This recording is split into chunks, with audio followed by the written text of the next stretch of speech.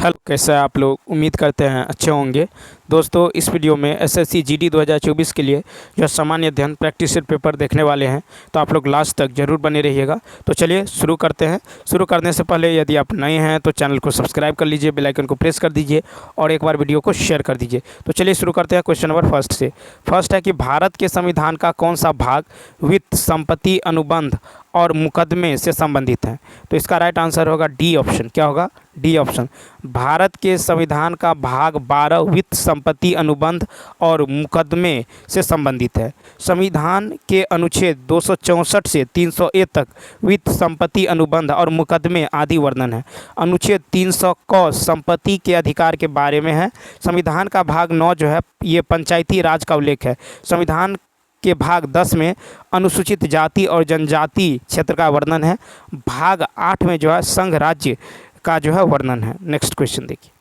Next question की यदि बात करें, क्वेश्चन नंबर जो है सेकंड है कि 73वें संविधान संशोधन अधिनियम के अनुच्छेद 243H के अनुसार किसी राज्य को विधानमंडल निम्न जो है निधि से पंचायतों को सहायता अनुदान करने का प्रावधान कर सकता है। तो दो का क्या होगा? राइट आंसर होगा सी ऑप्शन, यानी राज्य की संचित निधि।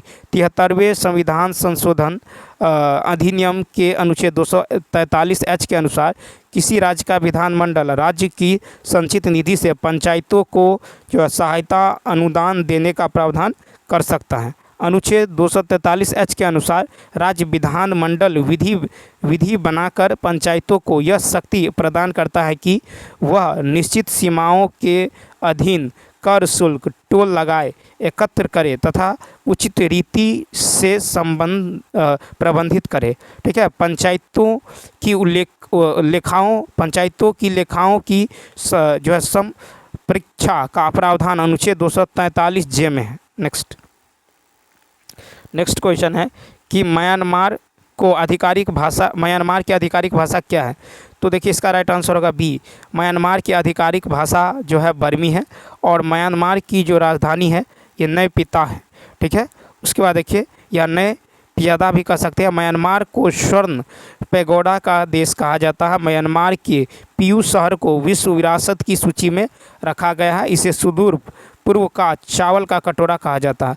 रंगून बर्मा में स्थित बहादुर शाह की मज़ार पर लिखा गया, जफर इतना बदनसीब है कि उसे अपनी मातृभूमि में दफन होने के लिए ज़मीन नसीब न हुई।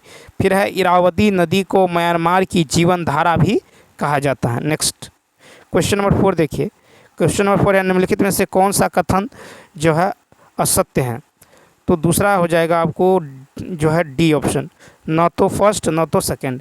तो दिए गए दोनों कथनों में से कोई भी कथन असत्य नहीं है। भारत में जो पंचवर्षीय योजनाओं के संचालन के साथ इनके कुछ लक्ष्यों का निर्धारण किया गया है। ये लक्ष्य है समृद्धि, आधुनिकीकरण, आत्मनिर्भरता और समानता। इन लक्ष्यों को अलग अलग योजनाओं में महत्व दिया गया है।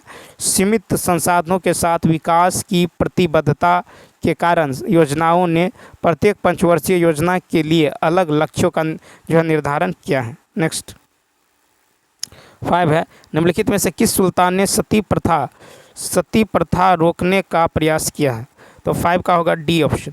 तो देखिए मोहम्मद बिन तुगलक 1325 से 51 ने जो है पहली बार सती प्रथा रोकने का प्रयास किया है। अकबर एवं पुर्तगाली गवर्नर अल्बुकर्क ने सती प्रथा को रोकने का प्रयास किया। अलाउद्दीन खिलजी ने जो है बाजार नियंत्रण व्यवस्था को लागू किया। फिरोज शाह तुगलक को सल्तनत कालीन अकबर कहा जाता है। इल्तुतमिश ने लाहौर के स्थान पर दिल्ली को सल्तनत की राजधानी बनाया। दिल्ली सल्तनत में एकता प्रणाली का प्रारंभ इल्तुतमिश ने किया। बलबन ने दीवान-ए-अर्ज सैन्य विभाग की स्थापना की। 6 है कि तुलसीदास ने रामचरितमानस किसके शासनकाल में लिखी है।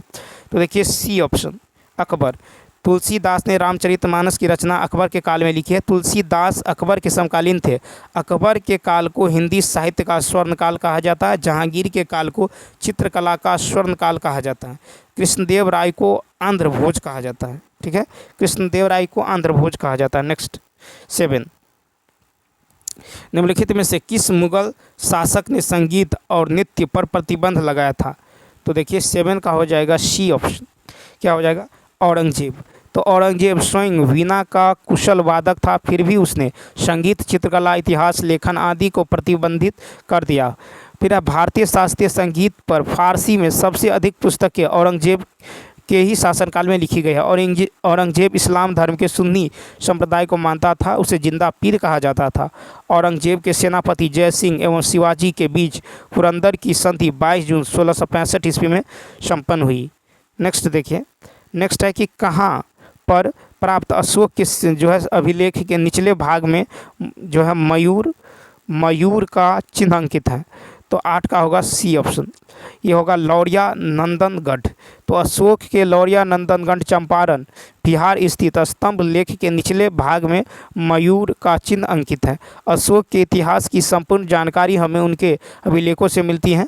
ठीक है, अब तक अशोक के करीब जो है 40 अभिलेख प्राप्त हुए हैं। इन सभी अभिलेखों में 4 लिपियों का प्रयोग किया गया है, ब्राह्मी, खरोष्टी, ग्रीक एवं जो है अरमाइका। अशोक के अभिलेखों को 3 वर्गों में विभाजित किया जा सकता है, शिलालेख, स्तंभलेख और गुहालेख। 1837 में सर्वप्रथम जेम्स प्रिंसेप को अशोक के शिलालेख पढ़ने में सफलता मिली। अशोक के वृहद शिलालेख का कुल संख्या 14 है, 13 वृहद शिलालेख और एक पृथक जो है बृहद शिलालेख। नेक्स्ट 9 देखिए, 9 है कि भारत में मुद्रास्फीति की स्थिति के संबंध में कहा जा सकता है कि, तो ए ऑप्शन।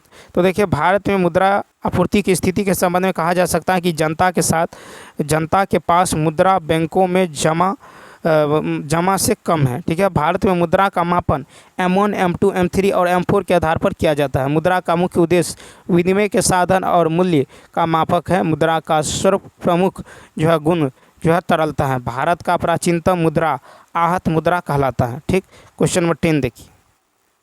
क्वेश्चन नंबर 10 की यदि बात करें तो 10 है कि विकास केंद्र उपागम किस योजना के अंतर्गत अपनाया गया था।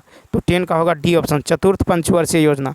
चतुर्थ पंचवर्षीय योजना के क्षेत्रीय विषमता को दूर करने के उद्देश्य के साथ विकास जो है केंद्र उपागम की शुरुआत की गई।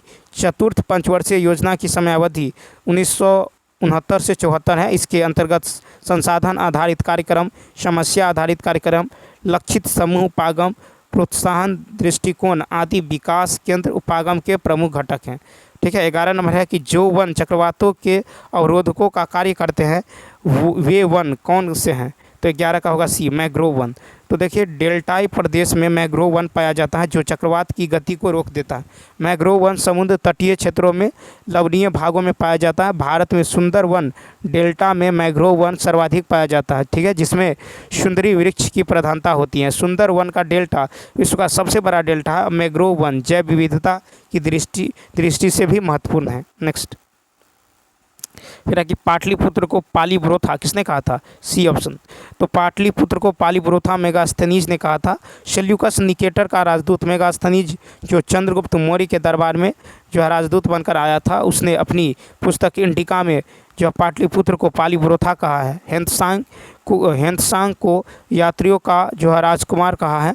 ठीक है, जो हर्षवर्धन के काल में भारत आया। फाहियान चंद्रगुप्त द्वितीय के काल में जो है भारत आया। नेक्स्ट फिर है कि नेक्स्ट है चंद्र ग्रहण के दौरान चंद्रमा पर पड़ने वाली प्रकाश की छाया को कितने भागों में बांटा गया है। सी ऑप्शन, 3 भागों में।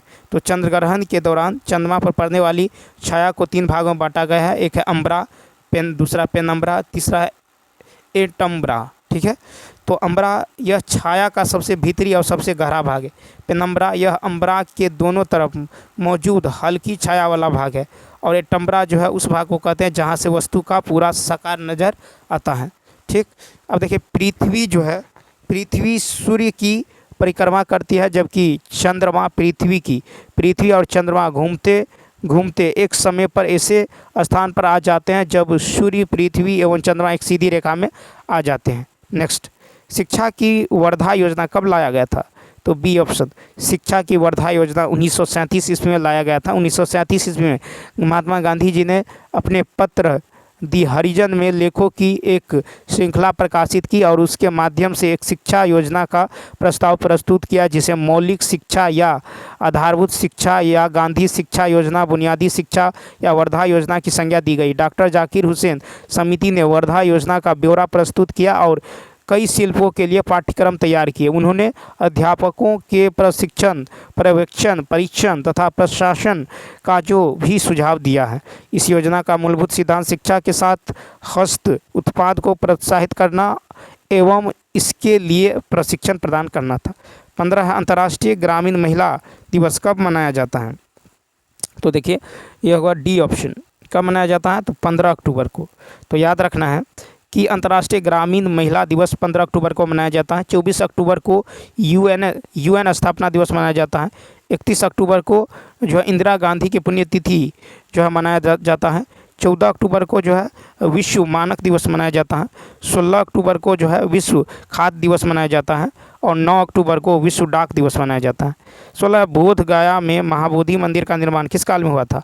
सी ऑप्शन, गुप्त वंश के काल में। बोध गया में महाबोधि मंदिर का निर्माण गुप्त काल के अंत में हुआ। रानी अहिल्याबाई ने गया में विष्णुपद मंदिर का पुनर्निर्माण करवाया। कनिष्क काल में मथुरा कला और गांधार कला में बुद्ध की मूर्ति का निर्माण कराया। महाबोधि मंदिर का संबंध महात्मा बुद्ध से है। मथुरा कला में सर्वप्रथम बुद्ध की प्रतिमा बनाई गई। नेक्स्ट क्वेश्चन देखिए 17। फिर योजना आयोग के स्थान पर नीति आयोग का गठन कब हुआ? तो 17 का होगा ए ऑप्शन, 1 जनवरी 2015। योजना आयोग के स्थान पर नीति आयोग का गठन 1 जनवरी 2015 में किया गया। नीति आयोग का गठन की घोषणा 15 अगस्त 2014 को प्रधानमंत्री द्वारा किया गया था। योजना आयोग का गठन 15 मार्च 1950 ईस्वी में किया गया था। नीति आयोग का अध्यक्ष प्रधानमंत्री होता है एवं उसके उपाध्यक्ष को केंद्रीय कैबिनेट मंत्री का दर्जा प्राप्त होता है। ठीक है, उसके बाद देखिए क्वेश्चन नंबर देखिए नेक्स्ट 18 है कि हदीस हैं। तो हदीस क्या है? D option. हदीस जो है इनमें से हदीस एक मोहम्मद साहब के जो कथनों और उनके जीवन से संबंधित घटनाओं का संग्रह है। कबीर के उपदेश शब्द सिखों के आदि ग्रंथ से संग्रहित है। कबीर के वाणी का संग्रह बीजक नाम से प्रसिद्ध है। तुलसीदास ने रामचरितमानस की रचना की है। वाल्मीकि ने रामायण की रचना की है। अष्टाध्यायी के लेखक पाणिनि है। रामायण के लेखक वाल्मीकि है। महाभारत के लेखक वेदव्यास है। अर्थशास्त्र के लेखक कौन है? अर्थशास्त्र के लेखक चाणक्य है। कौन है? तो चाणक्य है। ठीक है, चाणक्य है। उसके बाद देखिए क्वेश्चन नंबर जो है क्वेश्चन नंबर 19 है कि वर्ण व्यवस्था से संबंधित पुरुष सूक्त मूलतः निम्न में से पुरुष सूक्त जो है मूलतः निम्न में से किस में पाया जाता है? तो सी ऑप्शन, ऋग्वेद। तो वर्ण व्यवस्था से संबंधित पुरुष सूक्त मूलतः ऋग्वेद में पाया जाता है। ऋग्वेद के 10वें मंडल पुरुष सूक्त में समाज को 4 वर्गों में बांटा गया है। मुख से ब्राह्मण, भुजा से क्षत्रिय और जांघ से वैश्य। ठीक है, पैर से है शूद्र की उत्पत्ति बताया गया है। अर्थवेद जो है लौकिक साहित्य है। सामवेद संगीत का पुस्तक है। मनुस्मृति प्रथम विधि को हिंदू पुस्तक कहते हैं। ठीक है, ऋग्वेदिक काल की सर्वाधिक महत्वपूर्ण नदी सिंधु थी जबकि सर्वाधिक पवित्र नदी सरस्वती थी। नेक्स्ट कहता बहमनी राज्य की प्रथम राजधानी निम्नलिखित में कौन सी थी? तो बी ऑप्शन, गुलबर्गा। ठीक है, बहमनी। तो देखिए 1347 में अलाउद्दीन हसन बहमन शाह ने बहमनी राज्य की स्थापना की एवं गुलबर्गा को राजधानी बनाया तथा शिहाबुद्दीन अहमद फर्स्ट ने बीदर को राजधानी बनाया। इसका प्रतिद्वंदी हिंदू विजयनगर साम्राज्य था। ठीक है, नेक्स्ट क्वेश्चन देखिए। क्वेश्चन नंबर 21 है कि मेरियाना गर्त में खाली स्थान में स्थित है।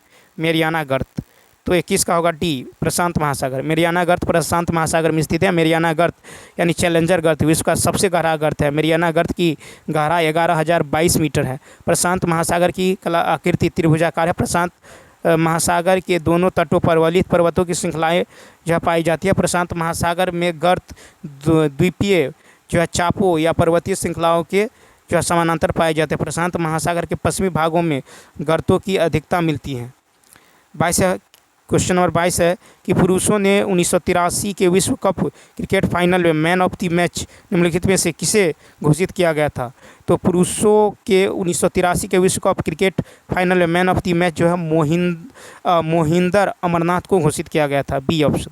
ठीक है, 1983 का क्रिकेट विश्व कप इंग्लैंड और वेल्स में आयोजित किया गया। 1983 का विश्व कप भारत ने 43 रनों से वेस्ट इंडीज़ को हराकर जीता। इस विश्व कप में सर्वाधिक विकेट रोजर बिन्नी 18 लिया था और इस विश्व कप में सर्वाधिक रन बनाने वाला डेविड गोवर था।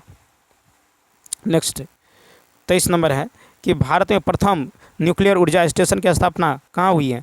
तो सी ऑप्शन तारापुर। तो भारत में प्रथम न्यूक्लियर ऊर्जा स्टेशन की स्थापना तारापुर में की गई। भारत का प्रथम न्यूक्लियर रिएक्टर की स्थापना 1956 में अप्सरा के नाम से किया गया है। यह अनुसंधान रिएक्टर था। 1972 में तारापुर के परमाणु ऊर्जा का उत्पादन प्रारंभ हुआ और कलपक्कम तमिलनाडु से 1984 से नरोरा उत्तर प्रदेश 1991 से परमाणु ऊर्जा का उत्पादन प्रारंभ हुआ है। तो चलिए दोस्तों, इस वीडियो में इतना ही। यदि यह वीडियो अच्छा लगा हो तो लाइक, शेयर और सब्सक्राइब करना न भूलें। साथ ही साथ कमेंट करके बताइए वीडियो आपको कैसा लगा। इसके अलावा यदि आप रीजनिंग, जीके, जीएस का प्रीवियस ईयर पेपर या प्रैक्टिस सेट पेपर देखना चाहते हैं तो आप प्ले लिस्ट के जरिए देख सकते हैं। तो चलिए मिलते हैं नेक्स्ट वीडियो में। Thanks for watching.